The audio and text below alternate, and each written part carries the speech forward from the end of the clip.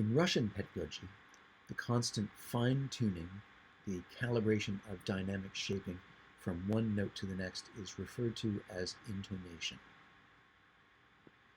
We know when someone is playing the violin whether their intonation is good. We can tell right away. What does intonation mean in pragmatic pianistic terms? Intonation is the projection by various pianistic means of the distance from one note to the next. When we speak of steps in music, those steps or leap-sized intervals as steps near and far on a flight of stairs, for instance, it's very tempting, but I've come to find it more evocative to think of our various intervals manifested in various ways as we proceed on a footpath. So a whole step we would feel in our andante pace like a small but firm step forward.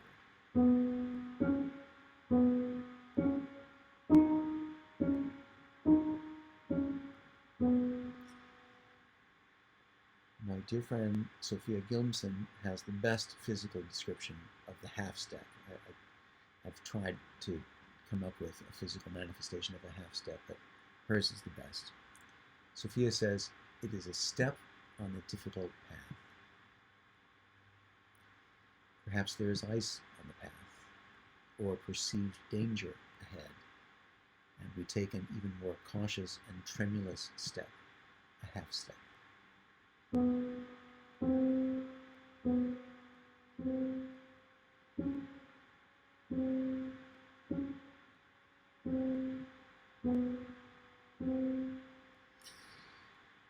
There's nothing more tragic in music than a falling half step.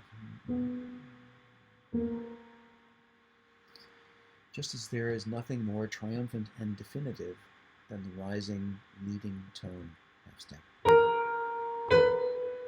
Right? A minor third is an honorable and forthright major second with an irrepressible melancholy, I think, or tragedy or disappointment that runneth over to the universal musical sign for sadness, the heart of the blues, the minor third. The major third is a heroic manifest fulfillment, a brave assertion is the major third. But the major and minor thirds harbor a dual nature dependent on their placement at the root or of a prevailing harmony or otherwise. No other composer, I feel, has celebrated the duality of the third more than Jean Sibelius. Alex Ross's chapter on the composer is well worth reading. So, I mean, we have, that sounds like, but it could just as very easily be, and just as this can be, or, so there is a dichotomy there.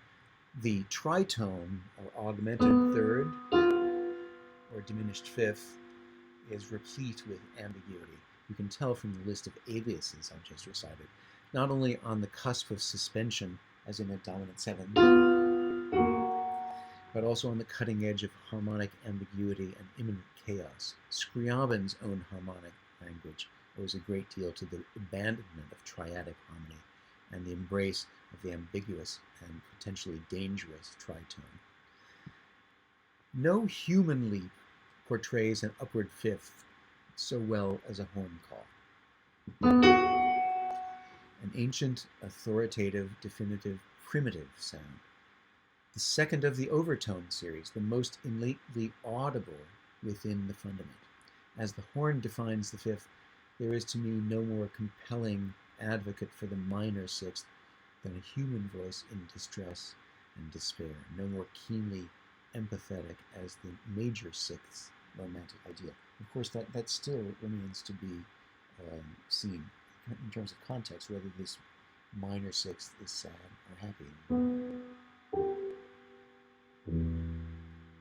So, but it could as well be just the major sixth.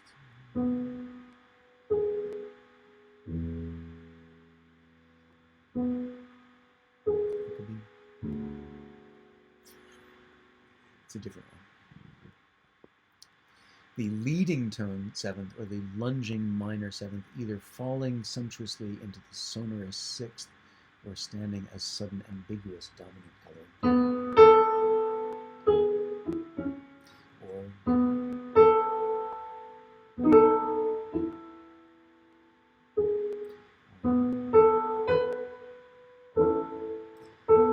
Major seventh.